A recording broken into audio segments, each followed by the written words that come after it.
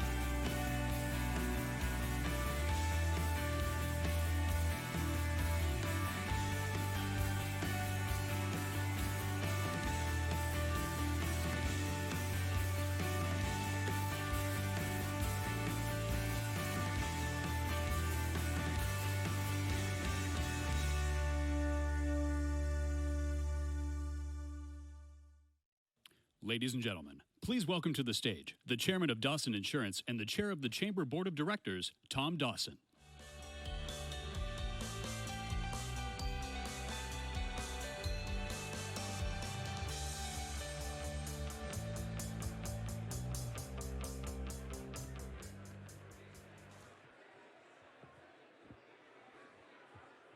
Good afternoon, everyone. Welcome.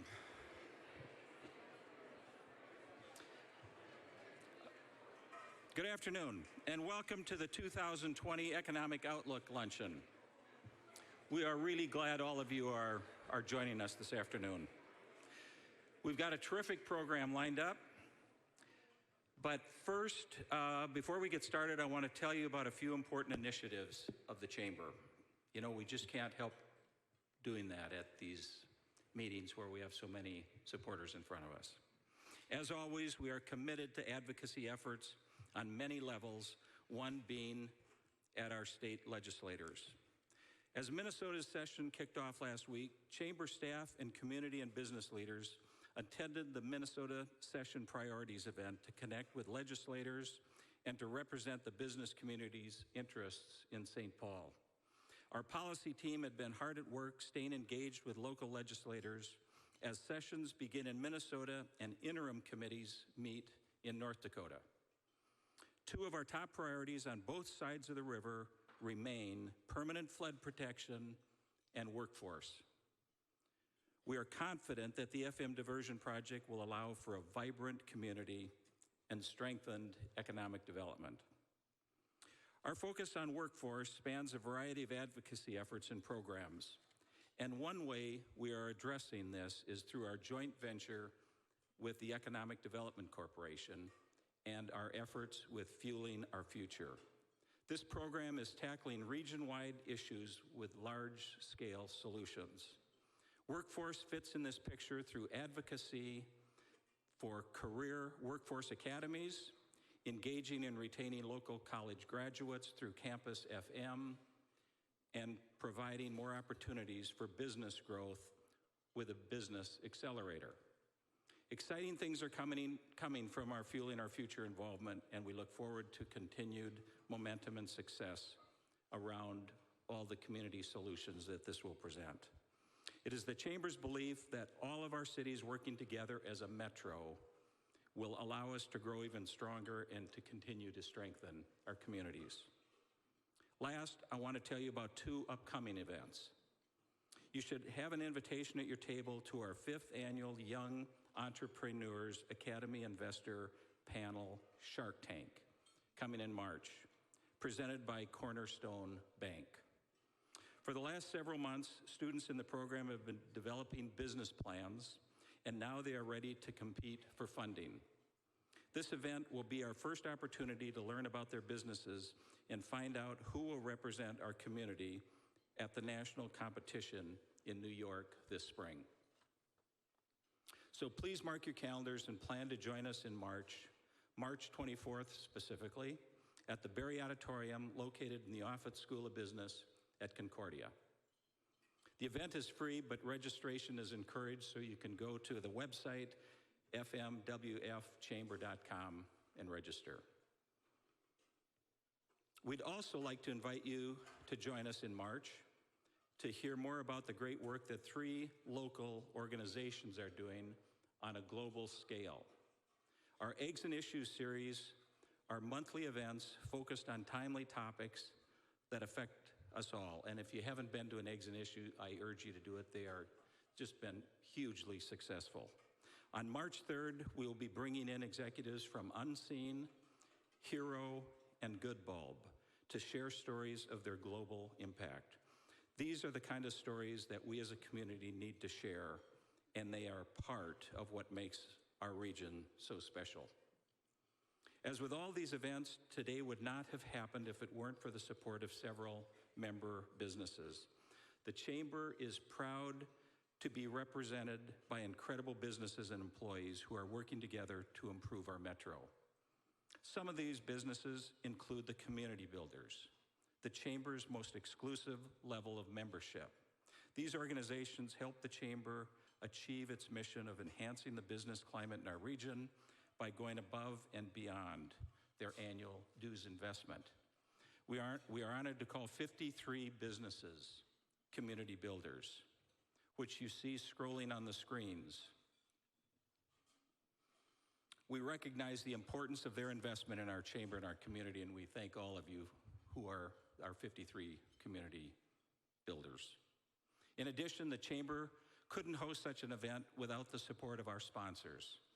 We extend a heartfelt thank you to the following Chamber member firms for sponsoring today's event.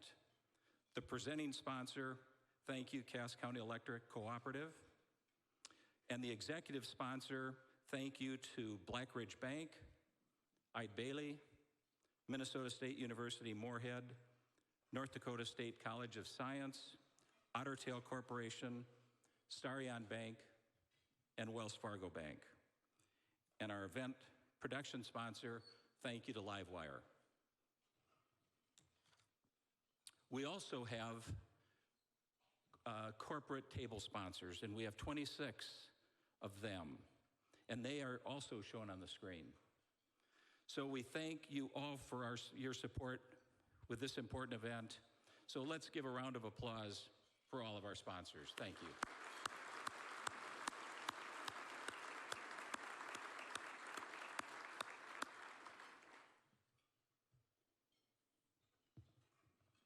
So we're honored to have a special guest with us today. Doug Burgum took office as the 33rd governor of North Dakota in December of 2016, bringing a business leader's approach to diversifying the economy, creating 21st century jobs, and revitalizing main streets. So please help me welcome our friend and our governor, Doug Burgum.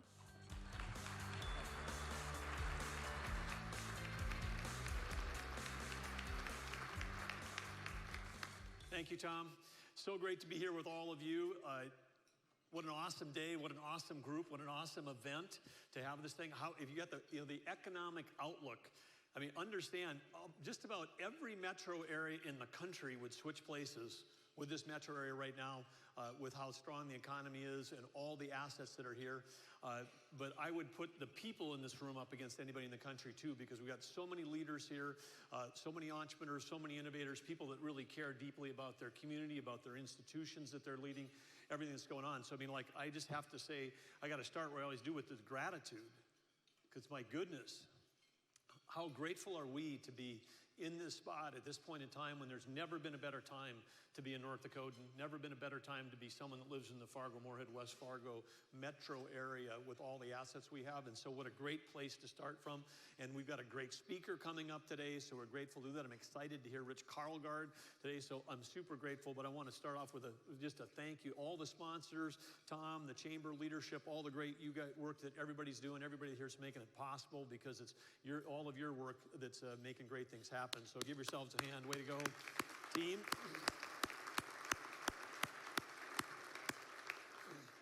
You know, I mean, I could spend the entire luncheon just reading off best lists of what's happening in North Dakota and what's happening in this area. I mean, you got the, you know, number 3 best place to raise a family across all the states. I'm sure there was some flaw there. I think it was supposed to be number 1, but best place. Number 1, Fargo-Moorhead rated number 1 for millennials at a time when everybody in the world is trying to attract, you know, next generation entrepreneurs and innovators. For that to be on that list, that's amazing. You guys all saw the hottest job markets in America. You know, Bismarck number 9. Who's number 1? Fargo in the country. Number 1 hottest job market. Give yourselves a hand for that too. That's all of you guys creating jobs. So if it has never been a better time to be in North Dakota, then part of what's the foundation at the state level. I think you know that when Brent Stanford and I took office 3 years ago, we had a collapse in oil prices. We had a challenge with a budget, working with the legislature. There's a number of them are here in the room today working together. We now have a situation in our state where we've got teacher raises, pay raises. We've increased in our investment in our key institutions. We've funded our priorities. We've put a bunch of money into infrastructure. And as a state, this biennium will spend almost $1.2 billion less than we were 3 years ago, plus we're doing all that other stuff. So you can, if you're being smart, you can do both things. You can be fiscally conservative and you can invest in things that actually create a return for taxpayers. And with the help of the legislature, we're doing that. We are also building up our reserves. You know, during the downturn, we'd almost drained all the reserves. The Budget Stabilization Fund is going to be at its maximum height of about $750 million by the time we get done with this biennium. And of course, the Legacy Fund, which you've all heard about, which comes exclusively from oil tax revenue, is $6 billion and growing. And there's a lot of discussion about where do we go with the Legacy Fund. But I want to say to this group, you understand that the revenue coming off oil revenues is not something that's going to be here for the next 100 years. Maybe it'll be here for the next 20 years. But in a world that's increasingly challenged in terms of carbon constraint, in a world where capital is being constrained to go into those industries, it's important that we take some of those legacy earnings and put them right back into the Legacy Fund to build it up. So at some point when we lose the revenue stream coming off oil and tax revenue, that we've got a replacement from that, and that would be that endowment. So that's, again, the conservative, smart thing to do with that. But in the meantime, to not be dependent on, from an economic outlook of being trapped into a world where we're committed to commodity prices we can't control, we have to keep focusing on value add, whether that's petrochemical addition in the western part of the state, where there's soybean processing in Jamestown. Those are things that we have to keep working on to add more value to the great commodities that we have here, because we've got, you know, the people in the state, the farmers, the ranchers, the entrepreneurs, the innovators, and I include all the people in the oil industry. Because when I was a kid, we were told we're going to run out of oil and we're going to run out of food. And guess what? We should never apologize about North Dakota being part of the group. We're empowering the world and we're feeding the world with the great work that's going on here. And through technology and innovation, imagine that, North Dakota becoming the #2 oil producing state in the nation. With that, our nation has become the largest energy producer in the world. With that, we are now, for the first time in the history of our planet, in the history of my lifetime, that we're in a position where our country can sell energy to our friends and allies versus buy it from our enemies. That's the biggest geopolitical shift that's happened in my lifetime, in your lifetimes, and yet it hasn't even been fully baked into our political system yet. But it's a huge thing, and it was driven by technology and innovation.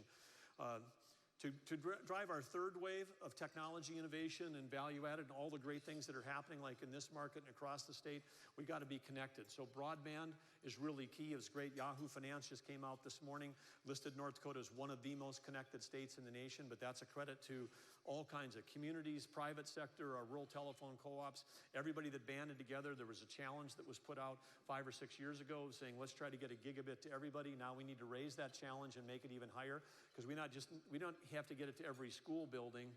We have to get it to every combine, every tractor, you know, every cell phone in the state. We've got to have that connectivity, because that supports healthcare, it supports education, it supports services, supports ag, energy, life safety. All of those things, we're better off when we're all connected.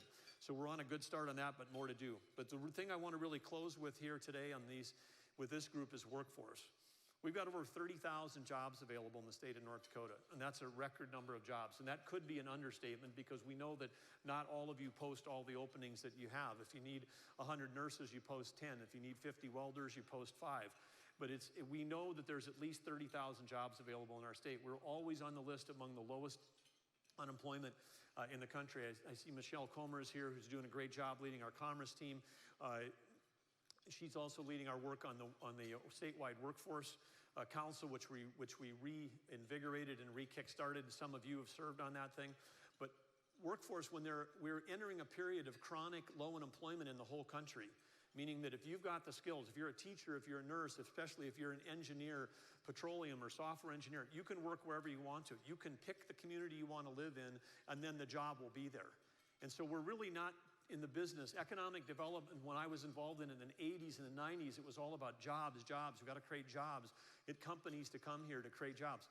We don't need more jobs. We need more qualified workers. And that's where the folks in this room that are involved in the education side of things, whether you're in the private sector, public sector, private institution. I mean, I know there's at least 4 universities represented in this room, and I know we've got others that are probably here as well. But we have got to get our game together on the workforce side, and we can't wait till kids are out of high school. That's why we must have career and technical education everywhere in the state, but especially here in Cass County. There are more advanced manufacturing jobs available in this county than any other place in the state, and we have to have it. We have to work together with the legislature and with K-12 and with higher education and collaborate to make that happen, because this is not they say not your father's Oldsmobile. This isn't your grandfather's CTE. This isn't what Mr. Groff and Mr. Willert, the 2 great shop teachers I had in high school in Arthur. It's not them. I mean, I learned a ton from them about welding and small engine repair, but when we talk about CTE today, we could be talking about advanced medical training. We could be talking about graphic design, computer-aided design. We could be talking about repairing UAS drones. Everybody's got to think differently about what this means, because we have great careers and the jobs are available. And if we fill those 30,000 jobs, you're not posting those jobs today because you're going to make less money if the job's filled. You're posting that job because you can make more money if it's filled. The number one gating factor on our economy in the state right now is workforce. And so we have to work together to tackle that. And when we do that, when we're competing for talent, if we're both in education and CTE and higher ed and all the schools working together, but we've also got a great place that people want to live. Because if we have the jobs, then how do we make a great place to live? And that's what Main Street Initiative is all about, creating healthy, vibrant communities where families want to live. A number of you are engaged in the vibrancy aspect of this thing. There's some great organizations working on it here in our community, but I would put a challenge out to the Chamber, because the Chamber could be the one that really leads on this. Raise your hand if you've got jobs open at your company right now. Okay, that's like everybody in the room, otherwise you're eating. Okay, that's like the 2 things. But if you've got jobs open, then you need to be thinking not about the job in your company. You got to think about that. Great job, great pay, great benefits, but you also have to think about what are we doing to contribute to making this community a place that people want to move to. And that's the place where the Chamber can really increase their impact. You're doing great things on a lot of fronts, but would love to see you get even more deeply involved with the universities, with the community, creating the healthy, vibrant community that's going to cause us to be here. So in closing, I want to just say there's a couple words we use in our team at Team ND all the time. One is humility. The humility is we have to understand there's 2 kinds of humility. One is that we can learn from anyone and we don't have all the answers. The second thing is stuff that you may have believed your whole life is no longer true. And again, like if you believe that we're going to run out of energy, you have to let go of that and go, that's not going to be, we're not going to have, the next recession is not going to be caused by an oil shock, because we're going to have a glut of energy across the whole planet. So it's like you have to learn new things. You have the humility to understand that what you might have even been taught isn't true. And then the second thing, once you've opened your mind that everything you know may not be true, then to have the curiosity to keep asking questions of what can we do to make our community better? What can we do to make our institutions better? How can we do that? So let's just keep our curiosity high. If we were on the list of the most curious state, then our future would be even more bright than it is right now. So with that, I'm grateful for your humility, I'm grateful for your curiosity, and I'm grateful for your courage to get out and try to make change and take a great place and make it even better. So thank you for having me, and keep it up. Way to go, Chamber.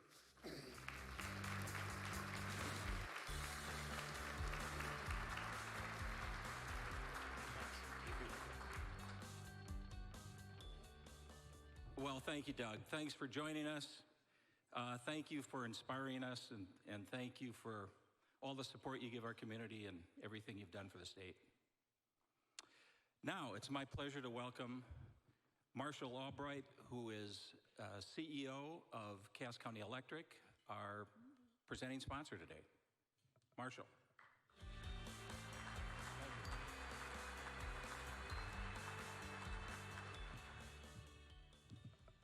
First, I have to move the mic down.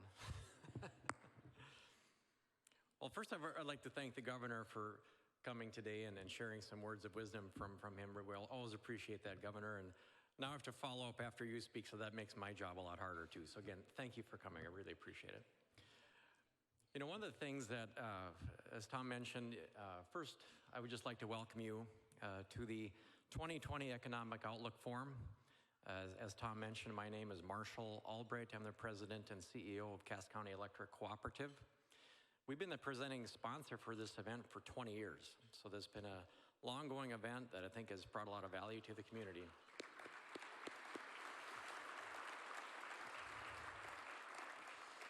Just to echo a little bit on what Doug talked about supporting a vibrant economy and local community, Cass County Electric focuses, that's our primary focus, is how can we help build a vibrant economy? And we do that by providing reliable and affordable electricity to the members and the communities that we serve.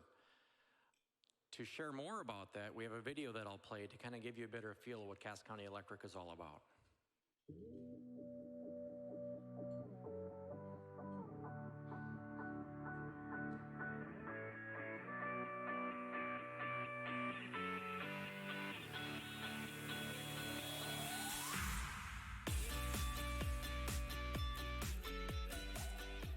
Cass County Electric Cooperative is community-focused and member-driven.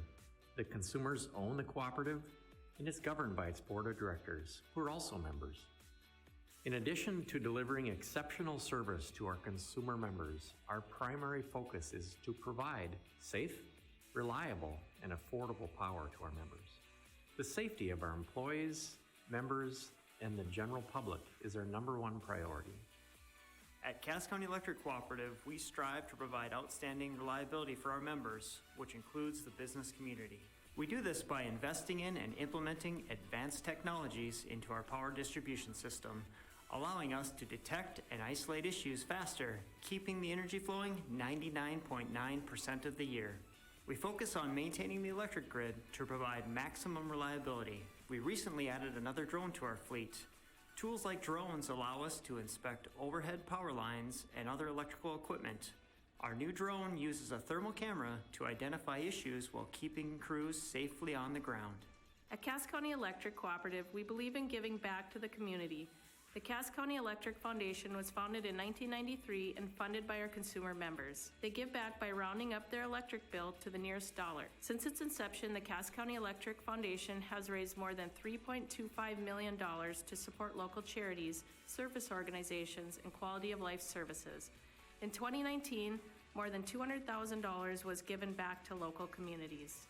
At Cass County Electric Cooperative, we invest time and money in economic development initiatives that fuel business growth, workforce development, job creation, and quality of life amenities for our members and the communities we serve. Our board of directors, management, and all employees at Cass County Electric are committed to supporting the communities we serve and will continue to partner with organizations like the Fargo-Moorhead West Fargo Chamber of Commerce to build a better economy.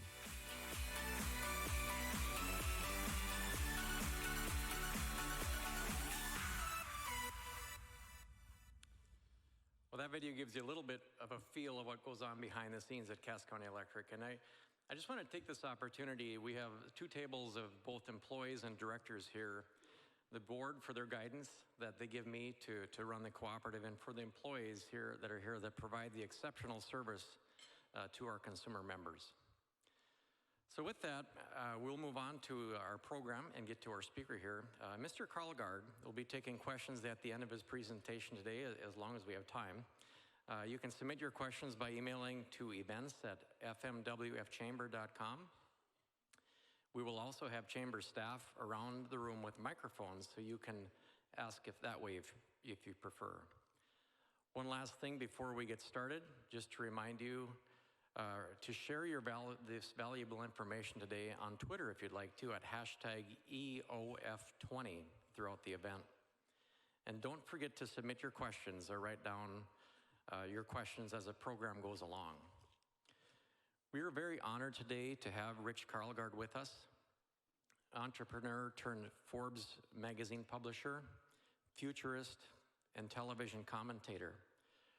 Rich is a respected forecaster who offers a unique vantage point on the trends driving business and investment climates. Karlgaard draws from his extensive background to deliver a fascinating assessment of today's turbulent economy from the business, technology, and political trends he anticipates on the horizon and their immediate and long-term impacts to organizations and individuals, to what we can expect from Silicon Valley to Washington and the world in 2020 and beyond. Please join me in welcoming Rich Karlgaard.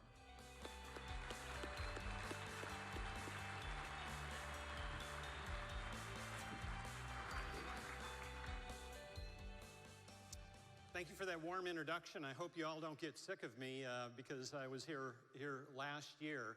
But fortunately, the economy, technology, and most of all politics provides a never-ending source of entertainment and wonder and what will happen next. So I'm going to talk about these subjects and then take some questions. I will warn you, if you haven't seen me speak, I speak in what I would call a rapid PowerPoint style. So I just go bang, bang, bang. And if any of you want to have a look at the slides, just contact me afterwards and in case you missed anything. So this is my 28th year at Forbes. Steve Forbes hired me in 1992 to start a technology magazine after I'd started one in Silicon Valley. You all know Forbes.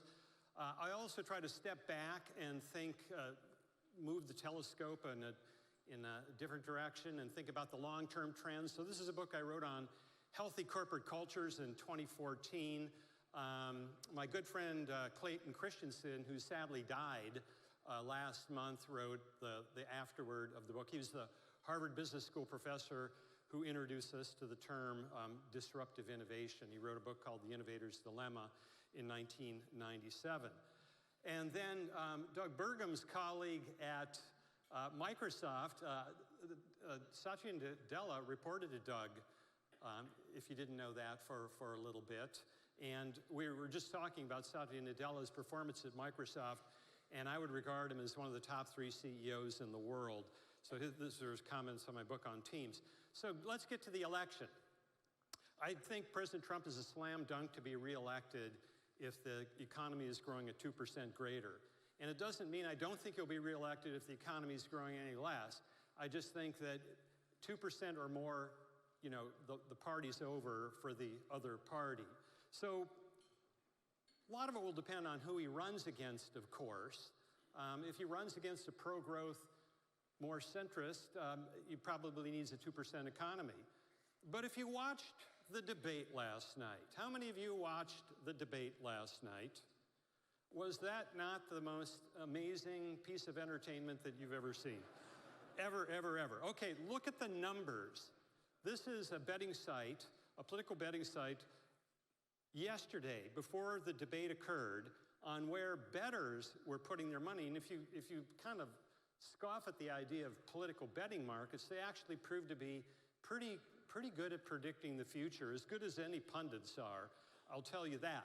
And so yesterday, before the debate, the bettors were saying that Bernie Sanders had a near 42% probability of being the Democratic nominee, and Michael Bloomberg at 29.6%. And then you look at the collapse of Joe Biden, Pete Buttigieg way down there, and Elizabeth Warren isn't even on the list, which itself is pretty amazing since she was the bettor's favorite at about a 60% probability in October, an absolute collapse. And so you ask yourself, could anybody collapse at a faster rate than that? And you know the answer to that. But I will get to why, at least over the last 2 weeks, and this shows how volatile things are. Over the last 2 weeks, the consensus in the pundit class was that it was all going to be Sanders or Bloomberg, Sanders or Bloomberg. And the inevitable logic was that they had the money to go the distance. That Buttigieg, Klobuchar, and Warren are, in the words of political fundraisers, living off the land. They can only raise enough money to get to the next primary, to the next vote. And you have this enormously expensive contest called Super Tuesday coming up in a couple of weeks. So the grim logic of money makes Bernie and Bloomberg the only candidates that matter. Well, you know where Bloomberg's money come from. It's self-funded. He's worth $55 billion. But Bernie has this army of small donors out there that he can tap, and he can tap, and he can tap, and they don't hit their limits. So he has a machine. He has a spigot. So oddly as it might seem, Bernie's the other candidate in the field among Democrats who has unlimited fundraising power. So the logic became with Super Tuesday coming up, it would be these two. They're the only two candidates with the cash and constituencies to push their candidacies beyond the first 4 states and Super Tuesday. And then last night happened. That is the look of a man who just torched $500 million and got nothing for it. I mean, it appeared he was getting something for it, right? I mean, just yesterday, 24 hours ago, look at where he was on the political betting sites, and that's what happened to him. And it wasn't so much is there any photo, by the way, where Bernie Sanders looks happy? You know, I don't think so, but it was Elizabeth Warren broadsiding him, and then everybody piled on. And it's hard to believe that somebody as accomplished as Michael Bloomberg, and he is highly accomplished, was as unprepared as he was last night. Did he not see this thing coming? I think the highlight was when they asked him if he would be transparent about his taxes. And he said, well, you know, for me it takes weeks. I don't do my taxes on TurboTax. Left unsaid, unlike these other losers standing up here with me, the TurboTax crowd. So he didn't have it really nailed last night.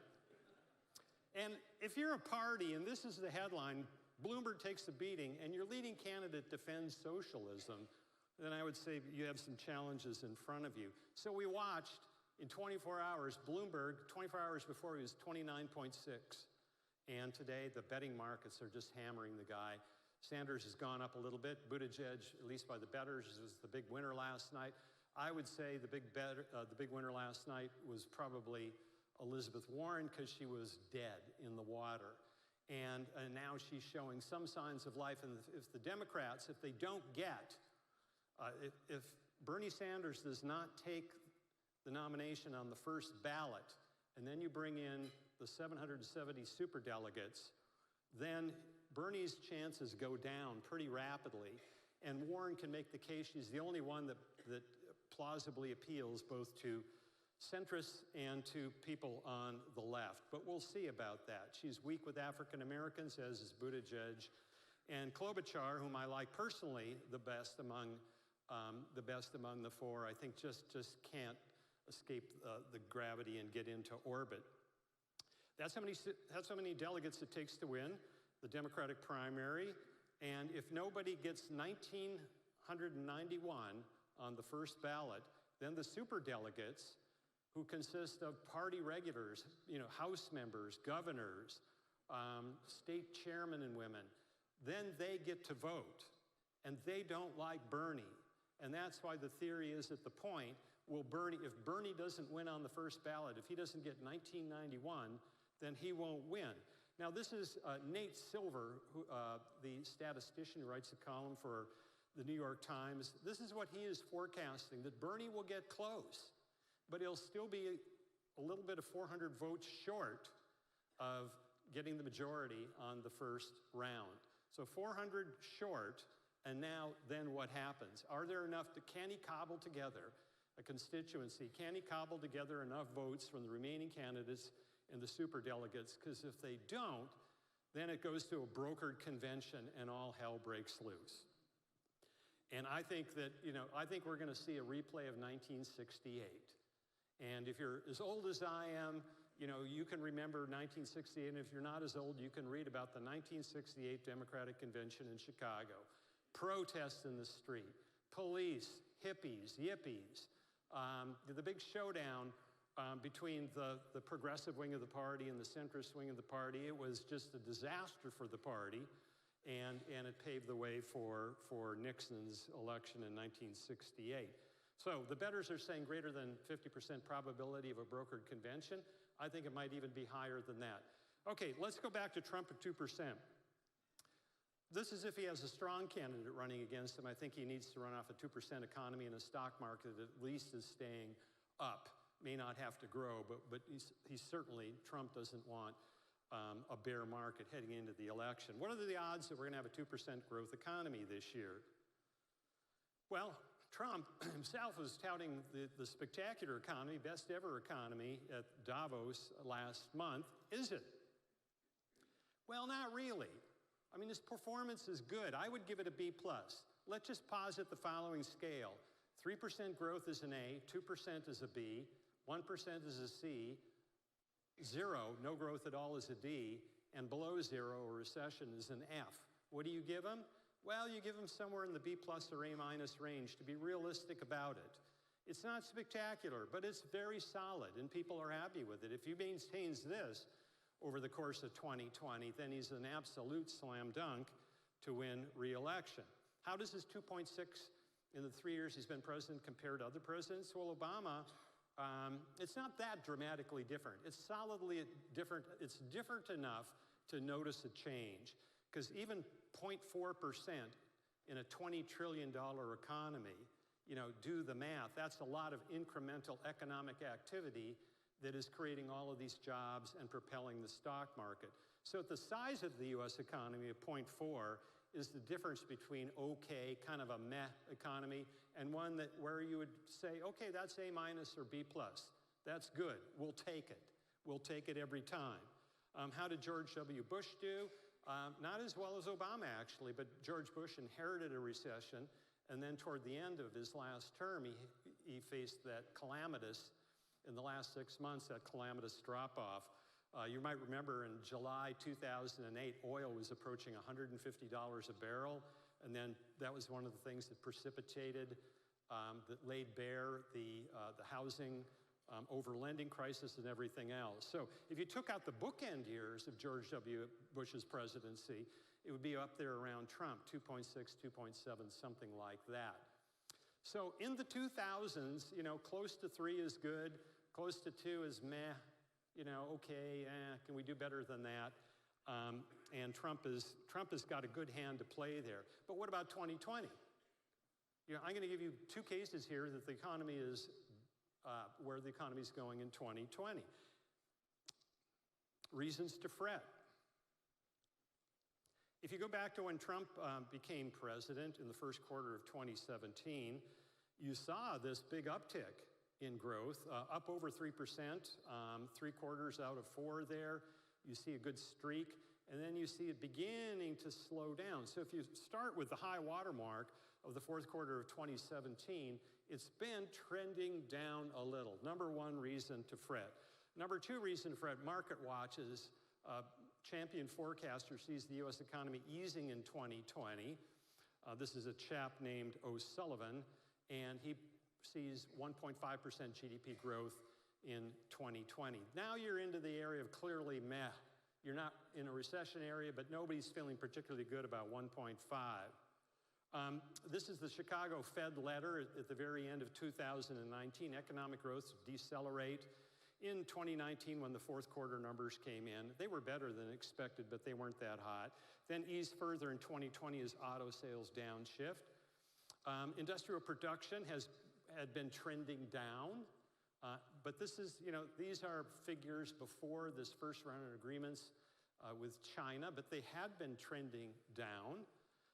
This is the World Bank's forecast. You see it going from a little over 2 in 2019 to, you know, down, down, down. Not dramatically down, not a recession, not a collapse by any measure, but you see it beginning to go down. And then look at the last column, and core inflation beginning to tick up. You know, so purchasing power gets stopped a little bit too. And then lastly, this is the joker in the deck, is the coronavirus. Clearly global economic growth in the first quarter of 2020 is going to be bad. And the US cannot escape global economic growth. We already saw it take a chunk out of Apple's stock price earlier in the week because Apple's market in China is done. Travel whether from FedEx or the airlines or any of those, are going to have a bad first quarter because of the coronavirus. Now, the coronavirus seems to be, the rate of new infections seems to be slowing down. So the impact may be more like the SARS virus of a few years ago rather than some meta-epidemic. Okay, let's look at reasons for hope. Capitalized profits. Using this model, the stock market, which might seem overvalued to a lot of conservative investors, is still undervalued. Now, that's good because it means that if there is a stock market drop, it's not going to be caused simply because investors collectively think the market is overvalued and begin to sell off for that alone. There is room to grow. But even if it doesn't grow, it's at high levels, and Trump can take some credit for that. That's good for his reelection prospects. The federal funds rate model. I mean, you see, in the past, those of you with a long memory can see that when the federal funds rate goes over the 2-year annualized change in nominal GDP, you cause a recession. How does man engineer a recession? Bad monetary policy, bad trade policy, primarily. I mean, there are outside events beyond that can cause a recession, but the two ways we reliably have caused a recession in the United States is with bad monetary policy and bad trade policy. Well, this is good. There's maneuvering room here. Housing starts increased 16.9% in December, so that's beginning to move on an uptick. Everybody thinks that, we're way over leveraged. Companies and households must surely be in a lot of debt. All of this economic recovery, the popular press will tell you has been funded by debt. Well, not so. Not so. In fact, if you look at the last 40 years, you see the level of household debt and mortgage debt being toward the bottom end of the range. The bottom end of the range. American households, by this measure, are not overly in debt. We're doing pretty well on that. A lot of people worry about the national debt and the yearly deficits, but let's look at what really matters. If you were a business and you were looking at your balance sheet and you were looking, well, how much does funding this debt actually cost us?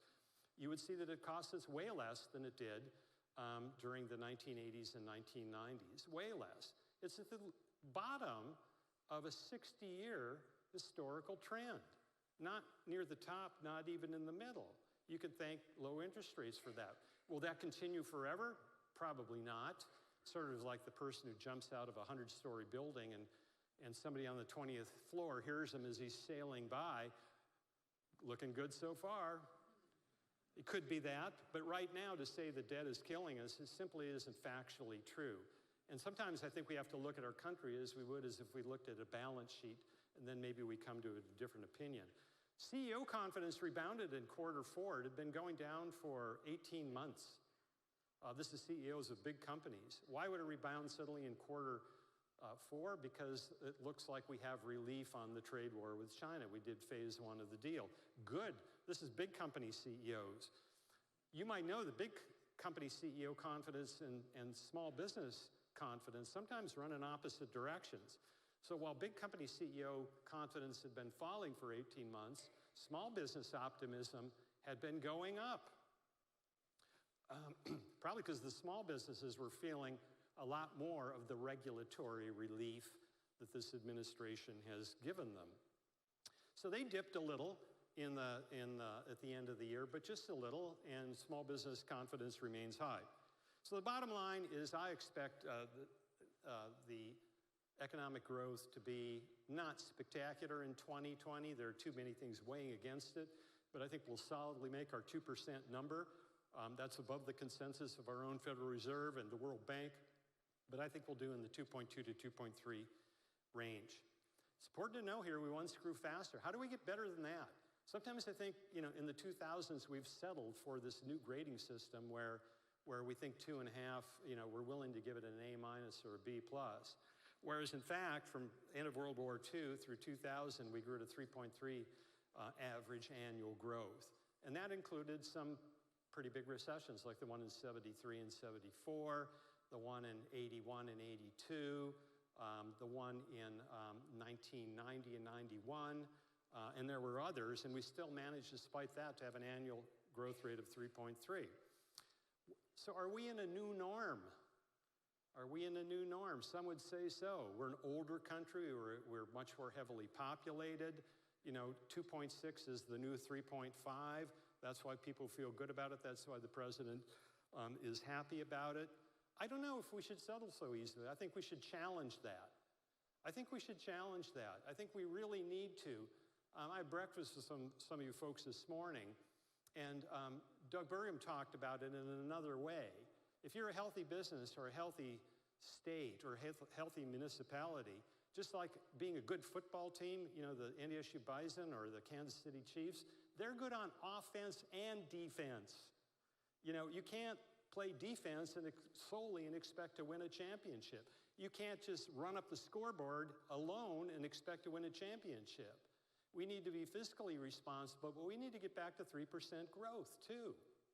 You know, why would we suddenly be stuck in a period where less than 3% growth is good? And this one really kind of troubles me.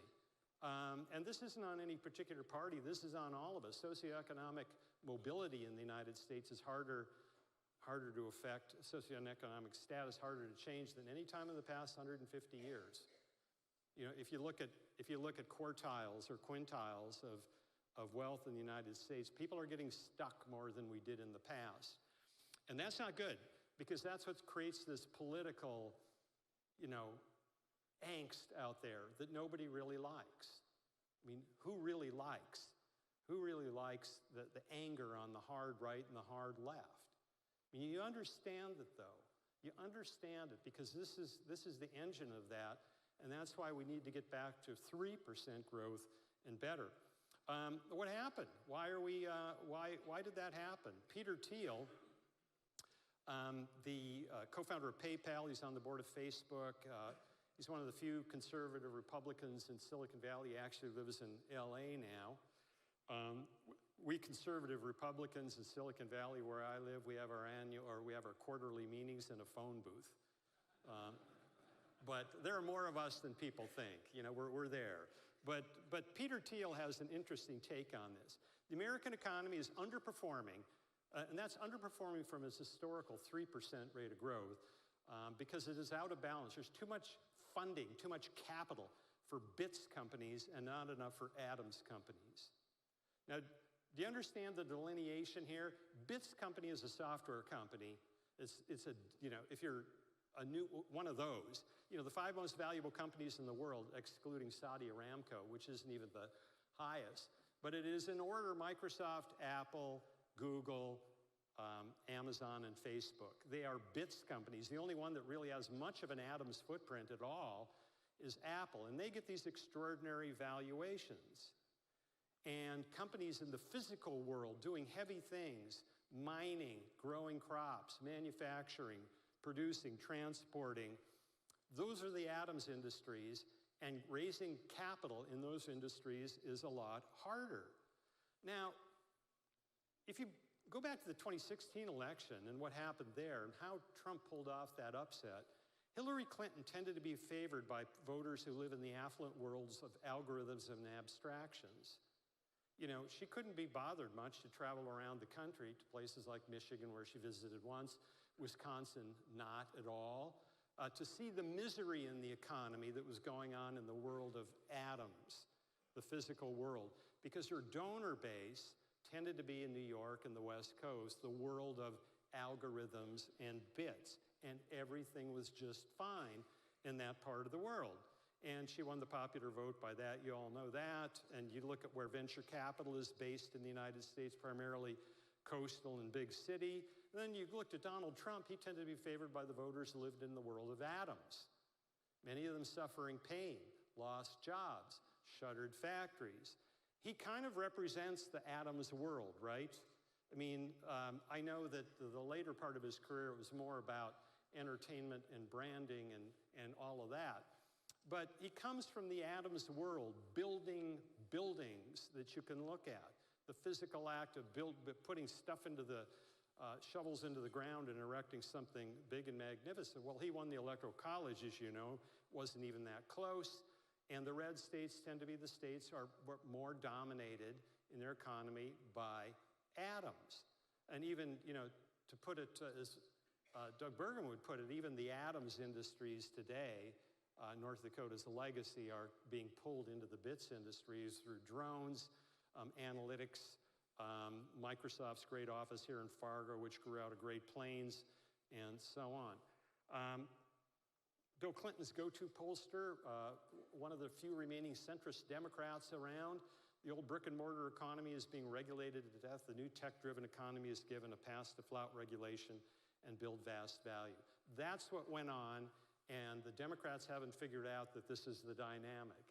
They still haven't figured out how much their policies and their regulatory ideas punish so much of the economy, the physical economy, which in an electoral college means that your platform is going to be a loser. Democrats also assume that being the party of the digital elite are better at digital things. Maybe, and Republicans didn't sort of help that image.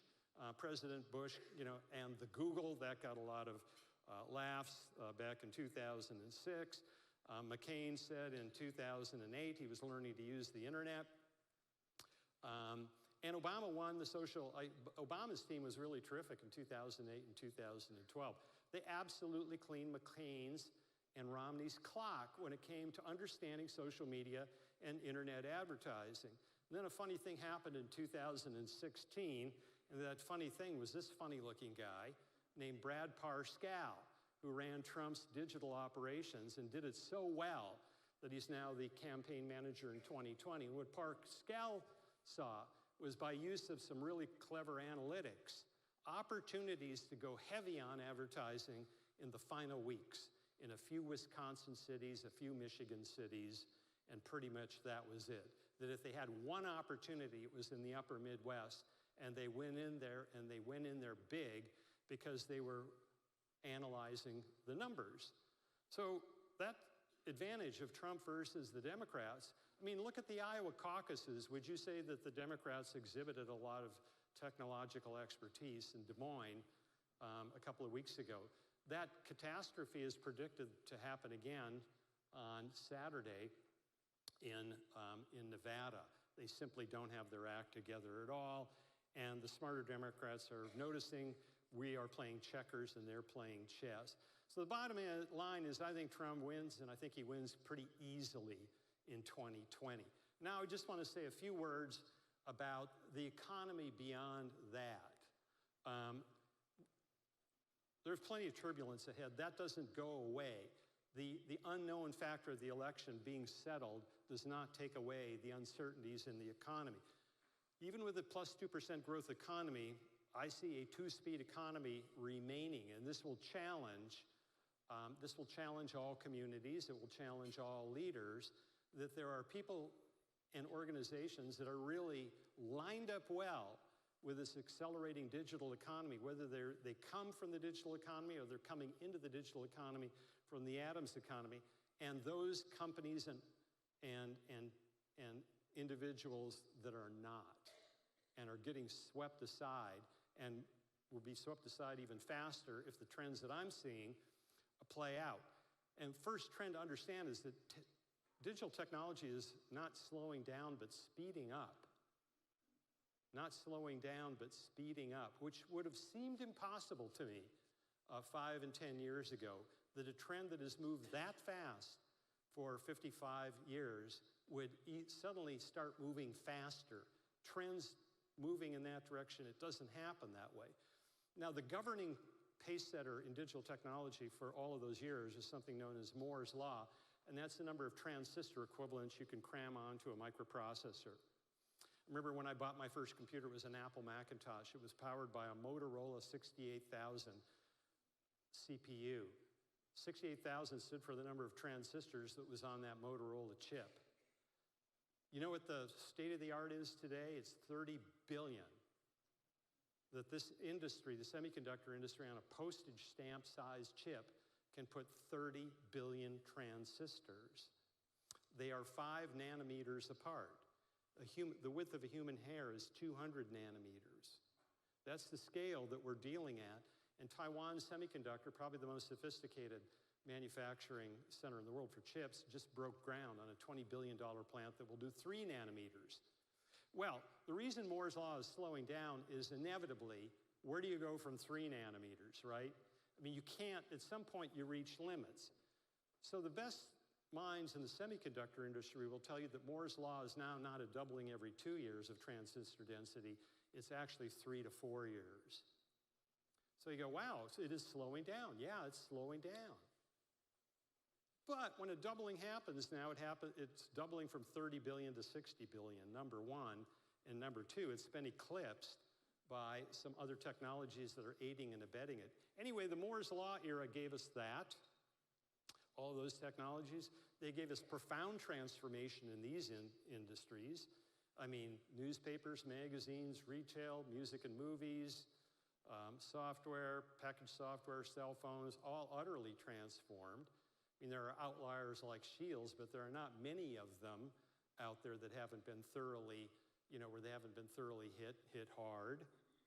So if we were moving at about a 30% rate of improvement, bang for the buck, over a course of 50 years, and think about anything financial compounding at a rate of 30% for 55 years. I mean, Warren Buffett's been investing in public companies for 60 years, and his compound annual rate of return over that period of time is about 24%. So you grow really fast when you compound at that rate. Now we're going to be compounding at a rate that is twice as fast as that. This is Diane Green, who until January last year was head of Google Cloud. She's also the co-founder of a company called VMware, which is it's a $60 billion market value company today. And she told a group of Forbes IT people that she sees the era of Moore's Law is over, but it's now been eclipsed by something that is moving faster. I interviewed a couple weeks ago in Redmond, Washington, headquarters of Microsoft, the man who runs Microsoft Cloud and AI. The engine of Microsoft's cloud is called Azure. His name is Scott Guthrie. He wears the uniform of a red polo shirt and jeans practically every day. I hope he has multiple copies. Digital technology is evolving much faster now. The cloud not only scales up, it scales out to users. So essentially what Azure and AWS have done, we now have the global supercomputing infrastructure available to anybody with a credit card who wants to rent supercomputer capabilities on their credit card for very small periods of time. This is cloud computing, it's edge computing. Edge computing is everything from sensors to cameras located everywhere to your smartphone. It's computing on the edge. You have AI algorithms and you have 5G communication, and you combine all of those things and you get near instant trend analysis of all key performance indicators and the ability to quickly and significantly improve them. And think about it if you don't. If you're the organization that says, I can afford to ignore this, but somebody next to you is applying this, or somebody coming up in your rear tailpipe is applying this and you are not, when they run by you, they're going to run by you pretty fast. If they're able to analyze and improve upon their key performance indicators that fast, that is, when something goes wrong, they know it and they know what to do, and you're not, you're going to be at a disadvantage. And if all of this is happening faster, it means we really have to be on our toes about this stuff. And so I see the next 10 years is you ain't seen nothing yet. You're going to see every industry out there undergoing fundamental change to their business models, their business processes, and perhaps even their revenue models. Every industry, all the physical industries, all the atoms industries, because of all these sensors and 5G communication speeds, are going to be part of this grid. If you're not, whatever industry you're in, if you're not fully exploiting these powers, you might find yourself rapidly falling behind. Now, another related thing that drives people in this part of the world crazy sometimes is what you would call the extreme valuation differences create asymmetric warfare. Look at this. Okay, there's Tesla. They had $28 billion in sales. Well, that's their latest quarter was $7 billion quarter. So they're at a run rate over an annual basis at $28 billion. General Motors in 2019 did $170 billion in sales. So I tried to make this scale difference, the size of the boxes, as accurate as possible. How does the stock market look at these two companies? Proportionally? No, the opposite. Tesla, with a $4 billion loss, has a market value, as of this morning, of $168 billion, and General Motors has a market value of $49 billion. I mean, that's pretty pathetic for GM, right? A PE ratio of 4 and change? Surely they must be led by a terrible CEO. Well, in fact, not. Mary Barra is a really good CEO. The problem is that her shareholder base consists of pension funds and unions and companies like that don't want any change. They just want predictable cash flow and earnings. She is not allowed to make big experiments in the marketplace. She takes an incredible amount of grief from the unions and even from politicians when she proposes to shut down an aging plant for 18 months and rebuild it as a plant to make electric vehicles. Elon Musk, on the other hand, at Tesla, can roll the dice anytime he wants. His investor base are saying, go for it, Elon, more, more, more. The asymmetric differences cannot be underestimated here, and this may be one sort of dramatic representation of that, but across industries, the digital invaders are getting valuations, and they're getting free money to play with that a lot of legacy companies aren't. And it may, it is what it is all I can say. It doesn't seem fair if you're coming from the legacy world, but it's a challenge that we all have to put up with, including my industry at Forbes. And we're legacy. We've been around since 1917. Our mainly Asian owners today, since the family is a minority interest holder, it drives them crazy that we make a profit and we get these valuations that are half to a third of some of these publications that have been around for 6 years and haven't shown a profit, may never show a profit. But it is what it is. So this asymmetric funding leads to repeated assaults on the profit models of legacy companies which can't get the funding to conduct multiple defenses. A unicorn is a private venture capital-based company. It's still not public yet. That's how much money is in unicorns. There are 524 of them in the United States. Total valuation of $1.8 trillion. And that shows you the money raised. So the money is out there to fund these digital invaders, and they are making full use of it. Megatrend number 3, digital awareness adaptability becomes more important. If things are moving faster, we cannot be blind to this, and we have to be willing to make adjustments to our organizations at a higher rate of speed than in the past. Mickey Drexler, a great retail CEO, said on his retirement in 2017, he was the CEO of The Gap and of J. Crew, I underestimated how fast technology would upend things. I wish I could go back 10 years knowing what I know now. That's what we don't want to be saying in 10 years. That's why we really need to understand the trajectory of the rate of change in technology. Have a few minutes left, so I just want to briefly run by 3 best practices to thrive in the future. One is cultural clarity. I mean, we have to get this digital stuff together, our act together, but then if we do, what do we do with it? If we've got all these KPIs in real time, how do we develop an organization that can actually use that? And it becomes more important than ever that you have to know who you are as an organization, what you'll do, and importantly, what you will not do. What you will not do.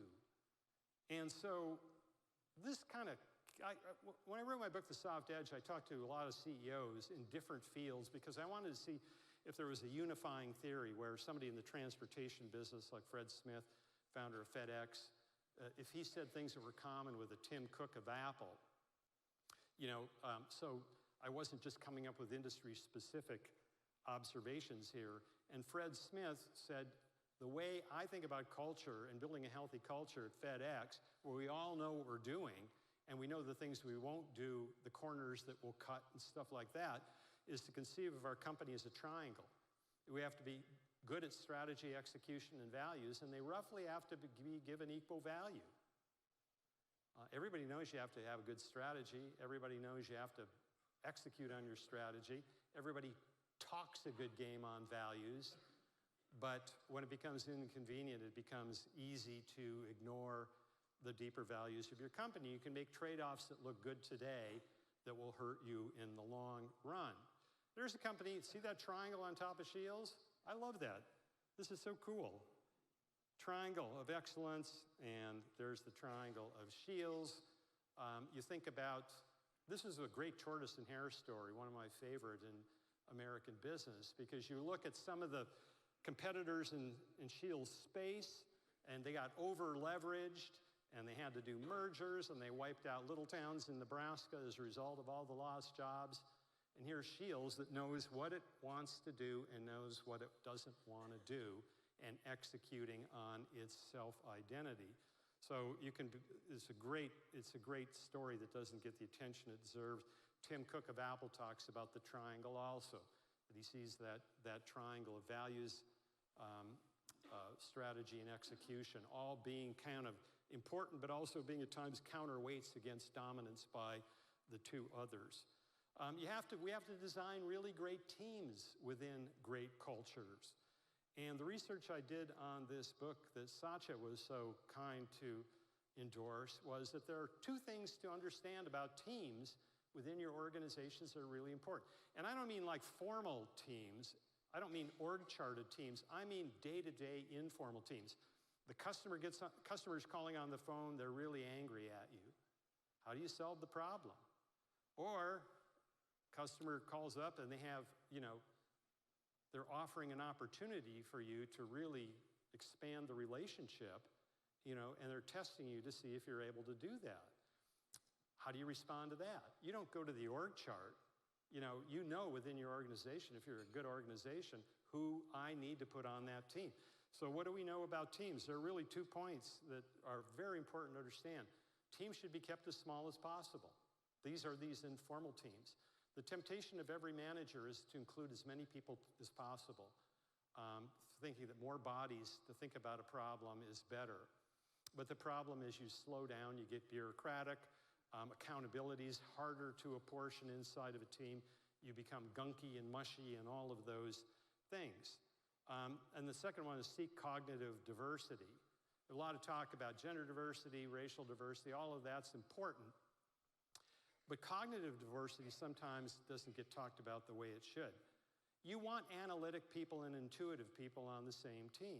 You want people who see the outside world, and how it applies to what's going on inside the company, along with people who really have an inside-out view of the company. Their knowledge really starts with the day-to-day operations. You have to have both. If you're only inside out, you'll become myopic. And if you're only outside in, you will become sloppy. And neither are tolerable. So seek cognitive diversity. This is one of my favorite two-team. This is both a small team and a cognitively diverse team.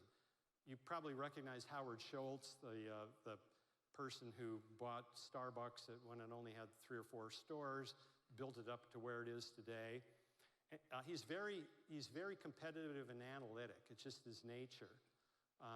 So his compliment at Starbucks from 1994 to 2007, when they really conquered the United States and began conquering the world, was his complete emotional and cognitive opposite. A guy named Howard Behar, who never went to college, grew up in a grocery store family, and it would work the following way. The region of Chicago didn't make its numbers this quarter, Howard would say. What's the problem? I think it's in the spreadsheet. If we just take a deeper dive into the analytics, the answer to our problem will jump out and we'll know what to do. And Behar would say, nah, I don't know. Why don't you send me out to Chicago and I'll talk to some store managers and see what's going on, you see. And one quarter, Schultz might be more correct than not. It was an analytics identified problem. Another quarter, Behar might identify some drop in morale that would be hard to pick up in the analytics. So that's an example of having that. And then my other favorite example, Fred Smith will tell you that the most effective board member he had at FedEx is Judy Estrin, first woman board director. And he brought her on not because she was female, but because she was one of the experts in the world on network computing. And this is back in the 80s. And FedEx does the things that it can do because it has a great information technology system, but they were mainframe based. They needed to get to the next generation of technology. She knew more about it than anybody. He calls her the best director they've ever had. She served 19 years. She brought in the outside view.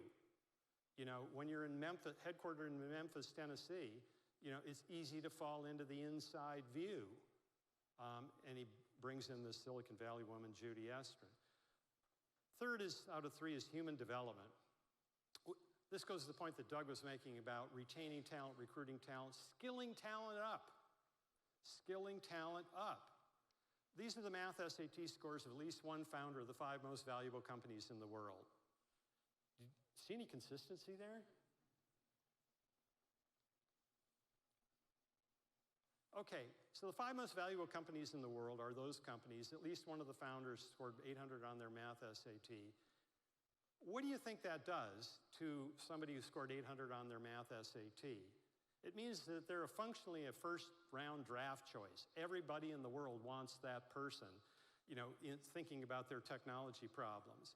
Whether they're really going to be a good fit at your company or not, you just feel like you have to have them. You go to the NFL Combine, which is going to come up in a couple of weeks, you know, and you look at, I want the guy who can run the 40-yard dash in 4.2.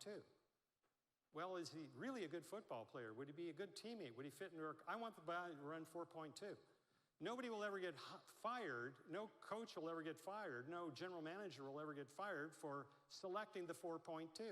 No HR person will ever get fired for selecting the 800 math SAT person from MIT. Well, the problem is, those are the first-round draft choices, and you have to pay for them. So Google can pay for them, and that's what they pay for them. Average staff technology position with a 4-year degree is $200 grand. Facebook has anteed up even more money for that kind of a person. How many companies in Fargo, how many companies, period, outside of high finance and Silicon Valley high tech can pay those kind of salaries? We can't. We can't at Forbes. So I want to pose this question. Anybody recognize any of these names? I'm not going to leave it up forever, just any of those. Okay, nobody does. Okay. Now you might recognize some of those names on that list. They were all people who were picked ahead of Tom Brady in the year 2000 NFL draft. Nobody remembers any of these names, unless you're like the parents of these people. But the best minds in football thought they were all a better use of our money than this quarterback who only started his senior year at the University of Michigan. Tom Brady was the 199th player taken. And when you take the 199th player taken in the 6th round, you don't have to pay that kind of money.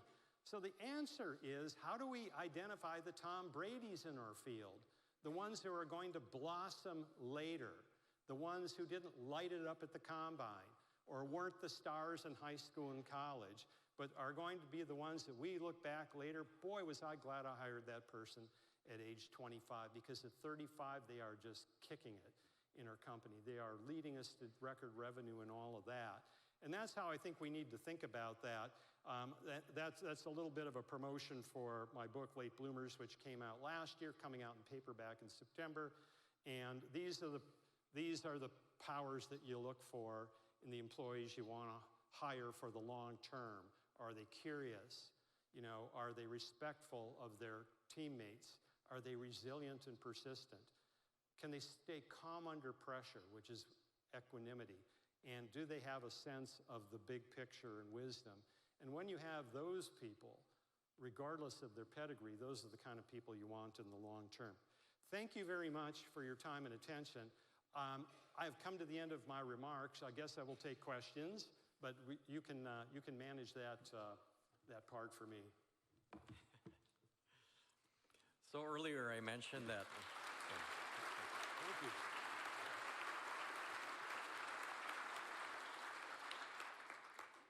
And thank you, Tom.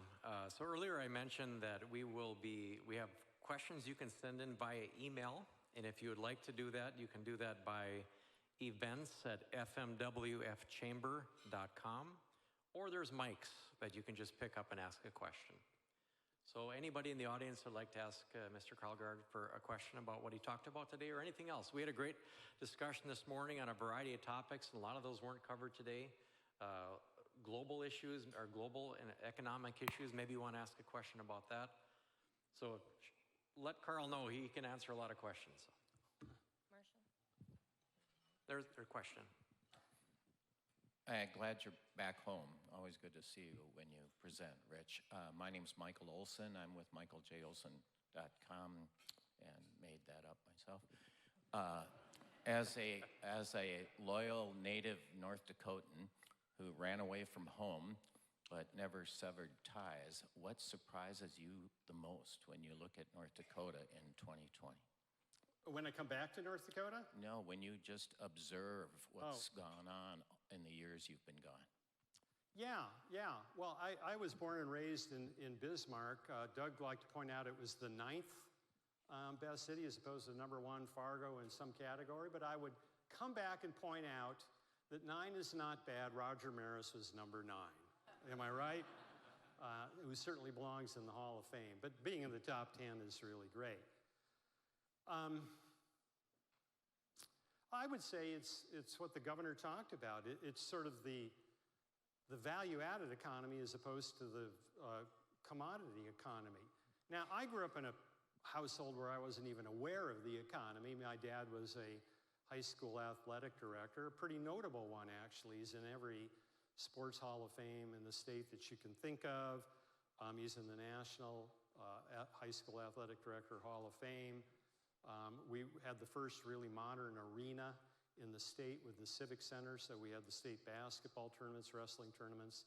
He managed those, and he was the public address announcer. And so that was my world.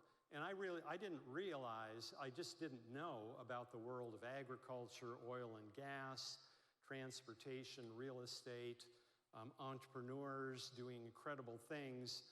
Other than every now and then, somebody would, write a laudatory article on Harold Schaefer for starting, is Mr. Bubble and the Gold Seal Corporation. But I just didn't know what it all meant at all. And so in that sense, I didn't even have a basis of comparison, except how I really got to know Doug Burgum. It turns out that we crossed paths in May 1972 at the North Dakota State High School track meet in Valley City. But, I was on Bismarck High's team, and Doug was with, I don't know, the poor deplorables from small farms in eastern North Dakota, the Class B meet. And so I didn't know, I was wrapped up in my own thing. But when I wrote a book, when I learned to take up flying, and I bought a Cessna 172, kind of the Toyota Corolla of the skies.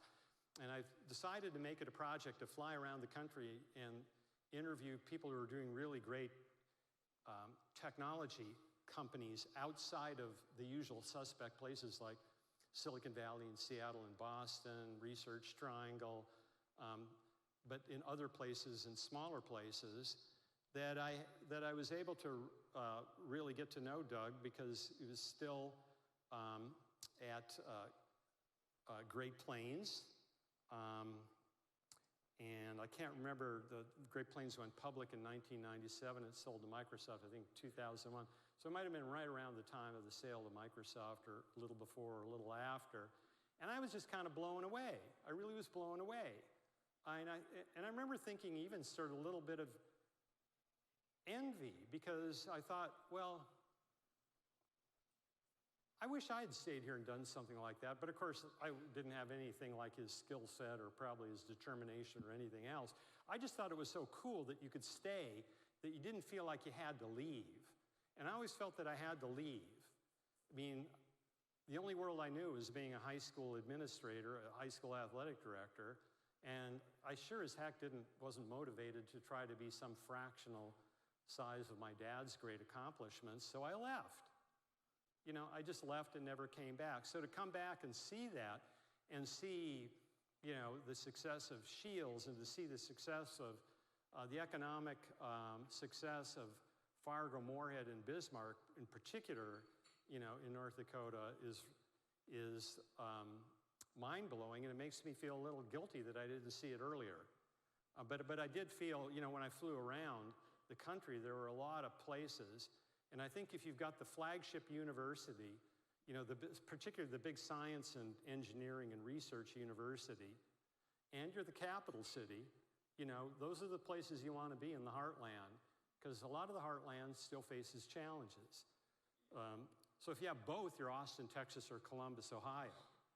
You know, in North Dakota, you have the capital, and then you have the big flagship university, plus access in Fargo-Moorhead within an hour's drive, you know, throwing in UND and some of the others, within an hour's drive, 40 to 45,000 college students, you know, many of them, you know, strong in science and engineering and all the STEM stuff. So anyway, it's all been, the surprises have all been upside. They've all been upside surprises. I look at other maybe places that were comparable in the economy to the North Dakota that I left in the 70s, like the California Central Valley. California Central Valley is pretty darn abysmal. I mean, except for a few big farmers, it is crappy. I mean, they have not evolved. The big farmers have the high-end produce and things like that, but it's kind of crappy. They never, a place like Bakersfield or Fresno, they didn't make the transition over the course of those years like a Fargo-Moorhead has. So I think what Fargo-Moorhead has done is kind of an outlier, particularly for its size. Fargo-Moorhead punches over its weight. You know, it's more like a smaller Austin or Columbus, Ohio, than it is a typical metropolitan community of 150 or 60,000 across the United States. I do have a question that came in. So what are your predictions regarding the effect to our economy with Boeing's current situation? Boeing? Boeing. Well, I'm glad that the current Boeing CEO is out. I think I'm kind of angry. I begin to have a little sympathy for the Bernie bros, you know. Every now and then, a little bit of sympathy for that kind of thinking.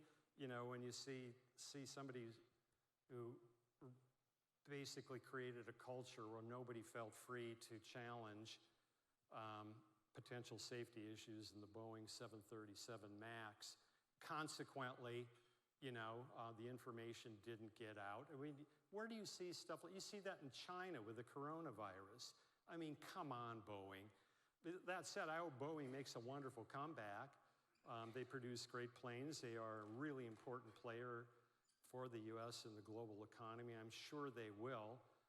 There have been a lot of iconic companies in the United States that have stumbled, you know, in the way that Boeing has.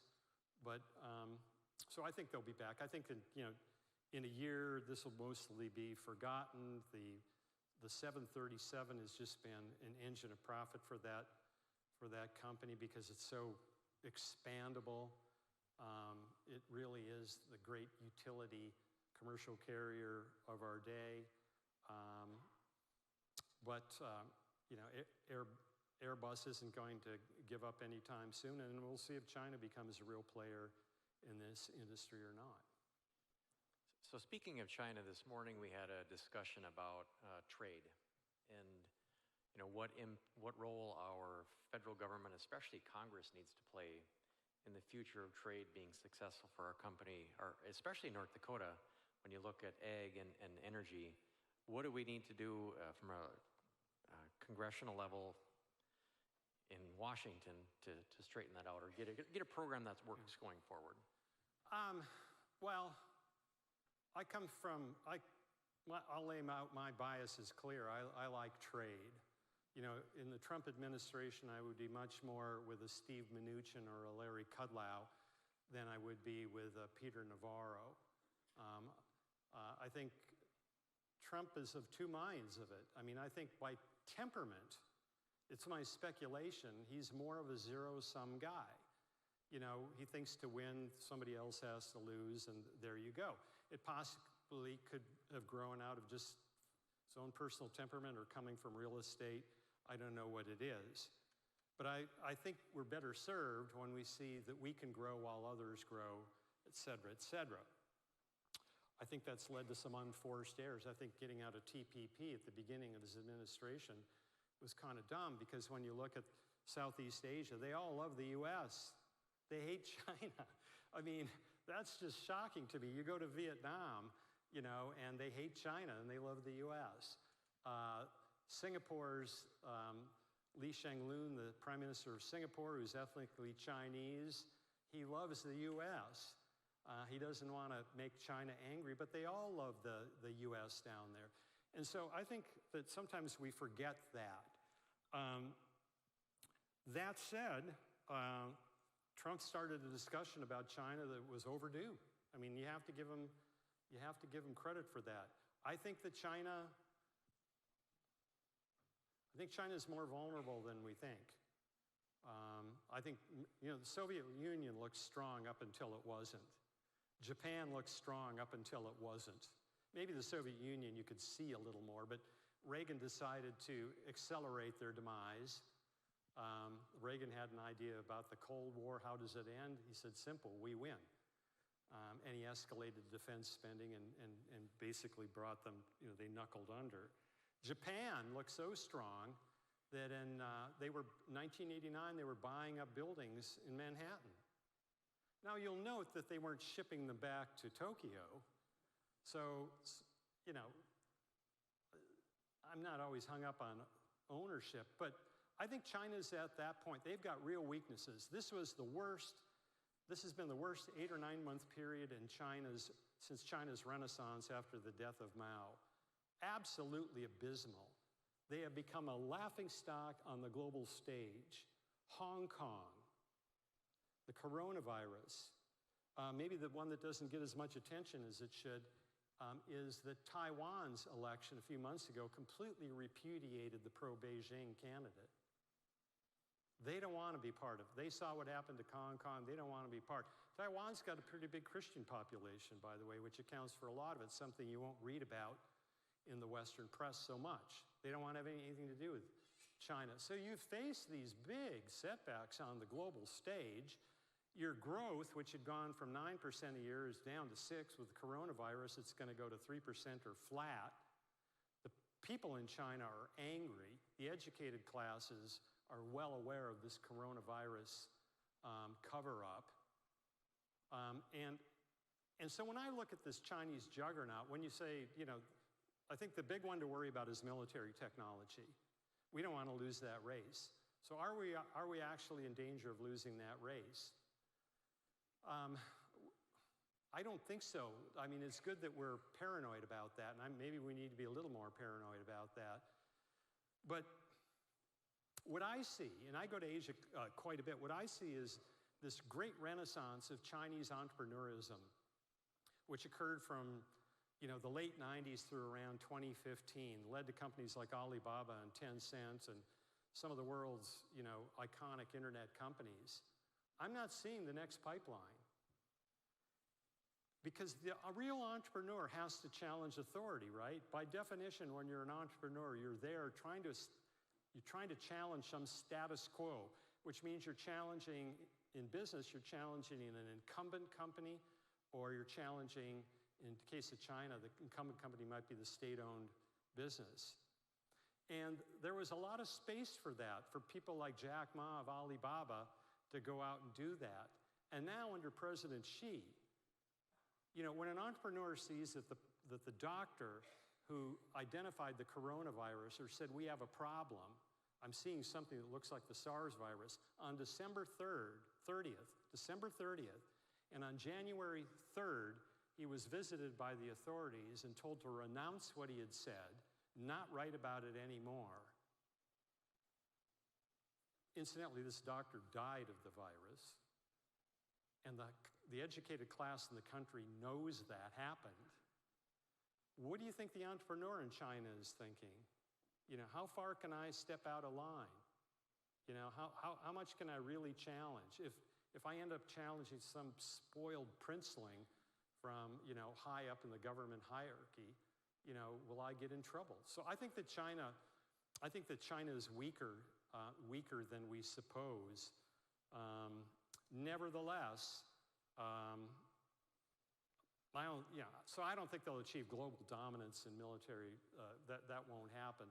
Nevertheless, they would love to be able to boot us out of the South China Sea, and even more importantly, shut down some shipping lanes and all of that. We'll try to do that, and we should be aware of it and not ever give up our vigilance. We gave up. My wife and I have been watching a lot of World War II movies and documentaries lately, and at the start of World War II, the British and the U.S. compared to Germany and Japan had fallen behind. They had fallen behind. I mean, the Japanese Zeros were better than the fighter jets that we put up and the Britain put up. We caught up. They caught up with the Spitfire, and we caught up with the P-51 Mustang, halfway through the war. But you couldn't, what if their lead had been in atomic weaponry and not in something else? So that's why we have to be ever vigilant. Thank you, Rich. That is unfortunately all the time we have today. I know we could stand up here and talk about a lot more things because I know Rich has a lot to say, but I just want to thank Rich for sharing his interesting information today with us, very insightful what's happening around the country and the world. And on behalf of the Chamber, Cass County Electric Cooperative, thank you for attending the 2020 Economic Outlook Forum, and have a great rest of the day. Thank you.